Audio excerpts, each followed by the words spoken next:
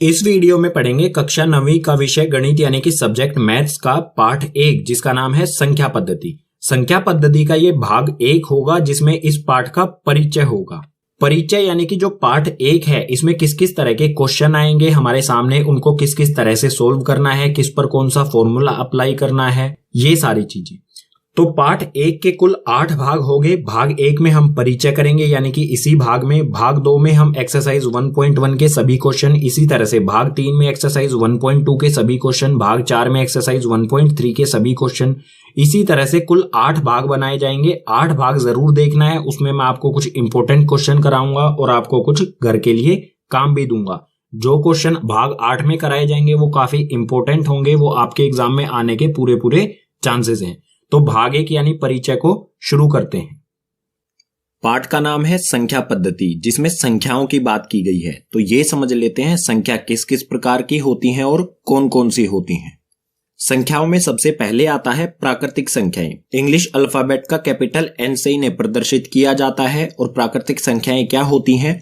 यह संख्याएं 1 से अनंत तक होती हैं। अगर हम गिनती गिनना शुरू कर दें, 1 से लिखना शुरू कर दें, 1 2 3 4 5, इस तरह से जहां तक भी गिनती होती है वहां तक सभी संख्याएं प्राकृतिक संख्याएं होंगी। अगर 1 से शुरू करें अनंत तक तो सभी संख्याएं प्राकृतिक संख्याएं होंगी। दूसरा है पूर्ण संख्याएं। पूर्ण संख्याओं को इंग्लिश अल्फाबेट के W से प्रदर्शित किया जाता है। ये क्या होती हैं? यह संख्याएं 0 से अनंत तक होती हैं। पूर्ण संख्याएं 0 से शुरू होती हैं। अगर हम इन्हें लिखेंगे तो ये कुछ इस तरह से होगी, 0 1 2 3 4, इसी तरह से ये भी अनंत तक होती है। आप यहां पर देखो, अगर प्राकृतिक संख्याओं में आगे हम 0 लगा दे तो ये क्या बन जाएंगी? पूर्ण संख्याएं बन जाएंगी। पूर्ण संख्याएं जो 0 से अनंत तक होती हैं। आगे है पूर्णांक। पूर्णांक को इंग्लिश अल्फाबेट के Z से प्रदर्शित किया जाता है। और पूर्णांक क्या होते हैं? सभी पूर्ण संख्याएं तथा ऋणात्मक संख्याएं 0 के साथ मिलकर पूर्णांक बनाती हैं। पूर्णांक में सभी पूर्ण संख्याएं आ जाती हैं, धनात्मक और ऋणात्मक दोनों संख्याएं आ जाती हैं, और 0 भी आ जाता है। अगर हम इनको लिखेंगे तो ये कुछ इस प्रकार से होगा, बीच में आएगा यहाँ पर 0, इस तरफ बढ़ेंगे तो यहाँ पर आएगा 1 2 3 4 और ऐसे ही अनंत तक। और बाईं ओर यानी कि लेफ्ट साइड में अगर हम आएंगे तो ये आएगा -1, उसके बाद -2, उसके बाद -3, इसी तरफ भी अनंत में, दोनों तरफ अनंत होगा। 0 के इस साइड भी अनंत तक और 0 के इस साइड भी अनंत तक होगा। ये ऋणात्मक होंगी और इस तरफ धनात्मक होंगी। पूर्णांक जो है वो 2 तरह के होते हैं। धनात्मक पूर्णांक जो कि जमा वाले होते हैं, 0 से राइट साइड में यानी कि दाईं तरफ होते हैं। और ऋणात्मक पूर्णांक जो कि 0 से बाईं तरफ यानी कि लेफ्ट साइड में होते हैं। घटा वालों को कहा जाता है ऋणात्मक, और जमा वाले जो पूर्णांक है उन्हें कहा जाता है धनात्मक पूर्णांक। संख्याओं के प्रकार में आगे है अभाज्य संख्याएं। अभाज्य संख्याएं क्या होती हैं? 1 से बड़ी वे प्राकृतिक संख्याएं जो 1 या स्वयं के अलावा किसी और से विभाजित ना हो। ऐसी प्राकृतिक संख्याएं जो 1 से तो बड़ी हों और 1 और खुद से ही विभाजित हों, यानी कि 1 के पहाड़े में और खुद के पहाड़े में ही आए, ऐसी संख्याओं को कहा जाता है अभाज्य संख्या। उदाहरण दे देता हूं, जैसे 2 क्या होता है? 1 के पहाड़े में आता है, या फिर 2 सिर्फ 2 के खुद के पहाड़े में ही आता है। इसी तरह से हो जाएगा 3 भी क्या है? 1 के पहाड़े में आएगा या फिर खुद 3 के पहाड़े में आएगा। 3 के बाद जो हमारी अभाज्य संख्या आती है वो होती है 5, उसके बाद 7, उसके बाद 11। आप इन सभी संख्याओं को देखें, ये 1 के पहाड़े में आएंगी या फिर ये खुद के पहाड़े में आएंगी। 5 जो है वो या तो 1 के पहाड़े में आएगा या खुद के पहाड़े में आएगा। तो ऐसी संख्याएं जो 1 के या खुद के पहाड़े में ही आती हैं उन संख्याओं को कहते हैं अभाज्य संख्याएं। संख्याओं के प्रकार में अगला है भाज्य संख्याएं। भाज्य संख्याएं क्या होती हैं? 1 से बड़ी वे प्राकृत संख्याएं जो 1 या स्वयं के अलावा किसी और से विभाजित हो जाएं। ऐसी प्राकृत संख्याएं जो 1 से तो बड़ी हों और 1 या फिर खुद के अलावा भी और किसी के पहाड़े में जो आती हों, ऐसी संख्याओं को कहते हैं भाज्य संख्याएं। या फिर हम ये भी कह सकते हैं, अगर प्राकृत संख्याओं में से अभाज्य संख्याओं को निकाल दिया जाए तो बचेंगी सारी भाज्य संख्याएं। उदाहरण दे देता हूं, जैसे हो गया 4 किस किस के पहाड़े में आता है? 1 के पहाड़े में आता है, 4 के पहाड़े में आता है और 2 के पहाड़े में भी तो आता है ना 4। तो इसके क्या हो गई? 2 से ज्यादा अगर गुणनखंड हो जाए ना तो उसे कहेंगे हम भाज्य संख्याएं। 2 के पहाड़े में भी आता है ये, तो ये हो गई भाज्य संख्याएं। इसी प्रकार से जैसे 16 हो गया, 9 हो गया, ये सारी क्या हो जाएंगी? भाज्य संख्याएं, क्योंकि ये एक और खुद के अलावा और पहाड़ों में भी आती हैं। जैसे 16 यहाँ पर एक के पहाड़े में भी आता है, 2 के में भी आता है, 4 के में भी आता है, 8 के में भी आता है और 16 के में भी आता है। तो एक और खुद के अलावा किसी भी पहाड़े में अगर आ जाए तो वे संख्याएं भाज्य संख्याएं कहलाएंगी। संख्याओं के प्रकार में आगे है परिमेय संख्याएं। परिमेय संख्याएं काफी इंपॉर्टेंट है इस पाठ में, तो अच्छी तरह से इन्हें समझे।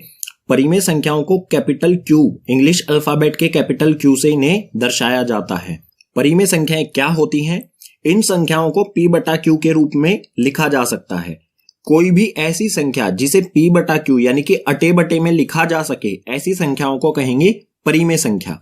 उदाहरण दे देता हूं, जैसे उदाहरण हो गया हमारा 2/3।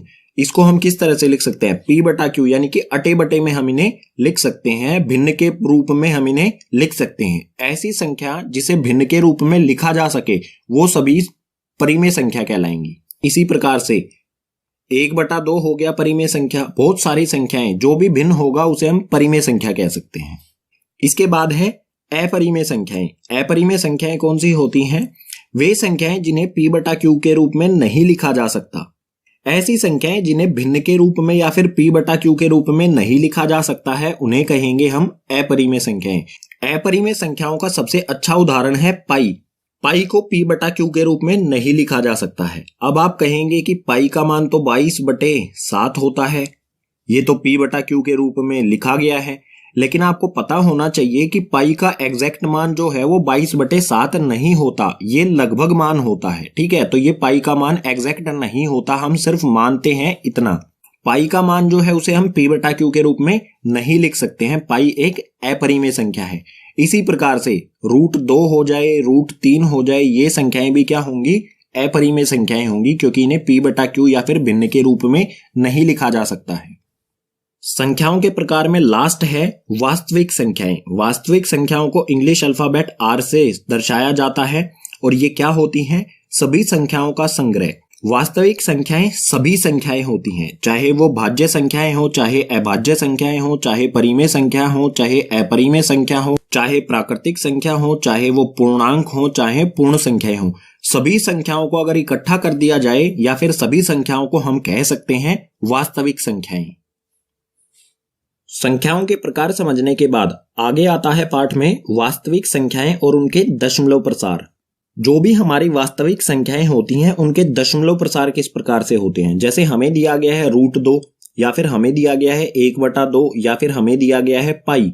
अगर हमें इनका दशमलव प्रसार निकालना हो, दशमलव प्रसार निकालने का मतलब क्या होगा? जैसे 1/2 है तो इसे हम रखेंगे अंदर, 1 को ऊपर वाली संख्या को रखते हैं हम हमेशा अंदर और नीचे वाली संख्या से किया जाता है भाग।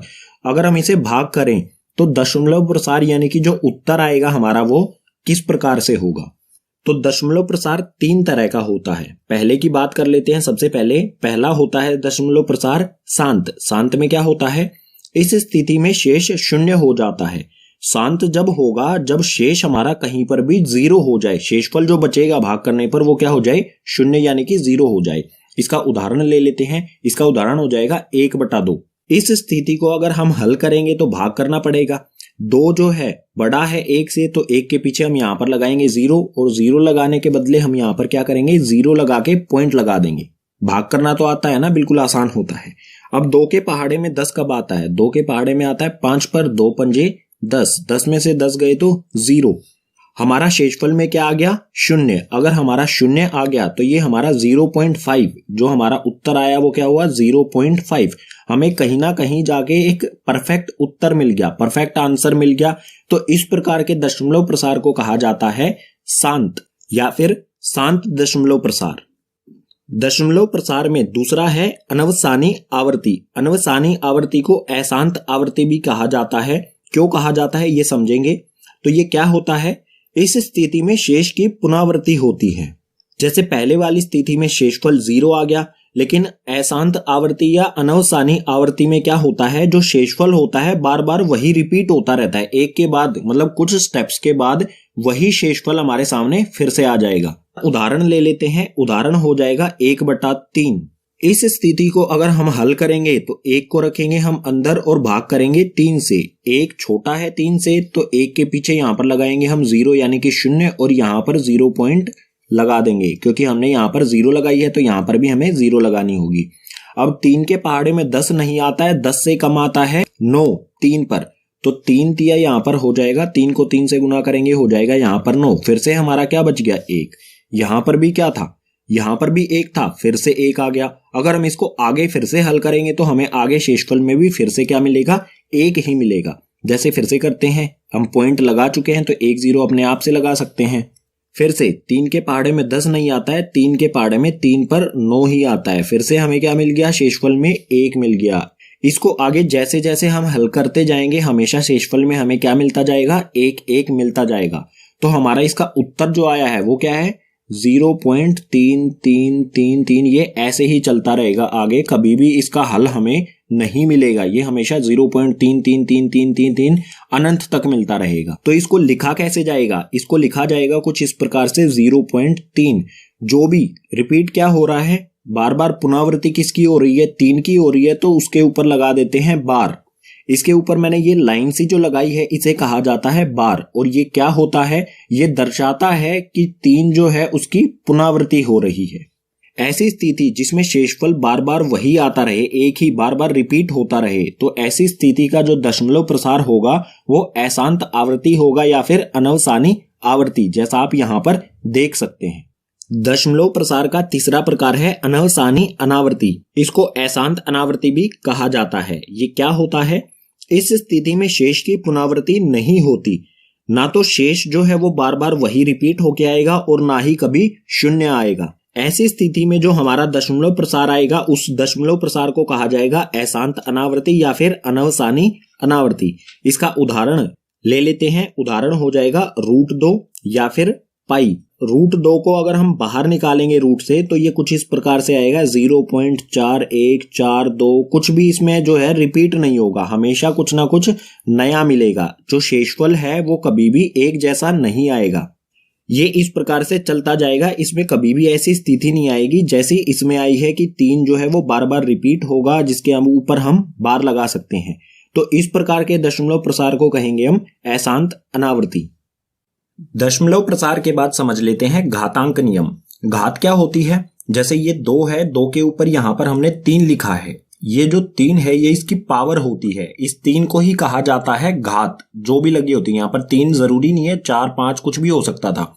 तो इस घात का अर्थ होता है 2 आपस में ही 3 बार गुना है।